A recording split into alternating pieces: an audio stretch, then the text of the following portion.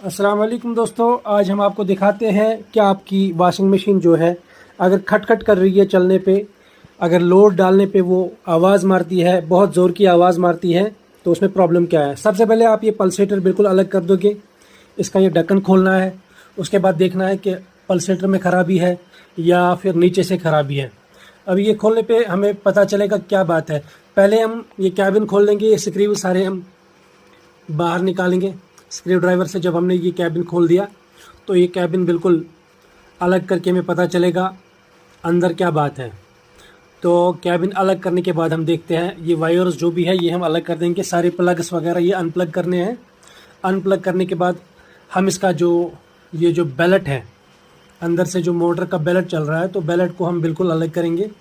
Ballot को अलग करने के बाद हम पूरी मशीन को क्या करेंगे, इसको खोल देंगे। यानी ये दो हिस्सों में बंटनी है मशीन। मशीन का जहाँ से आपको लग रहा है कि कलर दूसरा है, वहाँ से इसको खोलना पड़ेगा। तो ये सारे जो भी स्क्रूज लगे हैं बॉडी में, बॉडी के जो भी स्क्रूज है, इसमें ऑलमोस्ट 7-8 स्क्रूज होते हैं, 2-4 साइडों में होते हैं और एक जो अंदर की बॉडी का होता है, ये थोड़ा मुश्किल होता है लेकिन हो जाएगा। ये भी हमने खोल दिया। ये खोलने के बाद बिल्कुल आप मशीन को उल्टा कर दीजिए। उल्टा करने के बाद आप देख सकते हो इसका ये जो गियर बॉक्स है ये चेंज करना पड़ेगा। ये वॉशिंग मशीन का गियर बॉक्स होता है, ये देख लीजिए, ये बिल्कुल ख़राब है। इससे पता चल रहा है कि इसका लीकेज बहुत ज़्यादा हुआ था, तो ये गियर बॉक्स नया डालना पड़ेगा। तो गियर बॉक्स को जब हमने अलग कर दिया तो गियर बॉक्स नया डालना पड़ेगा। ये नया गियर बॉक्स में ले रहा हूँ, तो ये नया गियर बॉक्स में फिट करने जा रहा हूँ।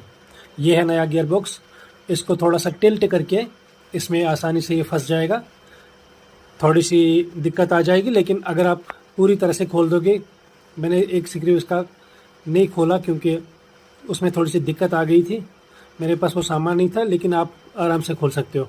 तो इस तरह से साइड में हटा के आप इस गियर बॉक्स को फिट कर सकते हो। ये गियर बॉक्स बिल्कुल अब नया लगाया मैंने, तो इसके अब स्क्रूज हैं, ये स्क्रूज लगाने पड़ेंगे। सारे स्क्रूज एक एक करके बड़े अच्छे से फिट करने पड़ेंगे। तो ये स्क्रूज जो है अपनी अपनी जगह पे आ जाएंगे। ये स्क्रूज आप देख रहे हो, एक एक करके मैं लगाता हूँ इनको। तो स्क्रूज को लगाने के बाद हमें क्या करना है, फिर से वापस मशीन को जोड़ना पड़ेगा। जिस तरह से मैंने इसको खोल दिया था, जो स्क्रूज अब मैंने निकाले थे वो भी, बॉडी के स्क्रूज वो भी लगाने पड़ेंगे। और जो वायरिंग इसके बाद थी, उस वायरिंग को भी बिल्कुल प्लग इन करना पड़ेगा। ये वायरिंग बिल्कुल से जोड़नी पड़ेगी। सारे कनेक्शंस जो है वो मैं वापस जोड़ देता हूँ। और इसका ये जो ऊपर से पॉलीथीन होता है, या इसको बोलते हैं इंसुलेशन, ये एक तो पावर का करंट नहीं आएगा, दूसरा इसका जो मकसद होता है पानी से भी ये ख़राब नहीं हो जाएगा। आप देख रहे हो इसकी जो जंग लगी है ये इसी वजह से है, क्योंकि इस गियर बॉक्स में लीक था। लीकेज की वजह से इसका ये जो निचला पोर्शन है वो ख़राब हो चुका है। अब मैंने ये स्क्रूज लगा डाले सारे। अब फिर से मशीन को उल्टा करना पड़ेगा। मशीन को उल्टा करने के बाद आप ट्राइक मारते हैं, तो अभी तो खाली शोर नहीं चल रहा है, अब सही चल रही है। अब देखते हैं पानी डाल के कैसा होगा। पानी भी मैंने डाल दिया है, तो पानी डालने के बाद भी मेरी मशीन बड़े अच्छे से चल रही है, तो इसमें अब कोई प्रॉब्लम नहीं है, ये सही से। अब कपड़े डाल के देखता हूँ, पानी और डालते हैं फिर कपड़े डालते हैं।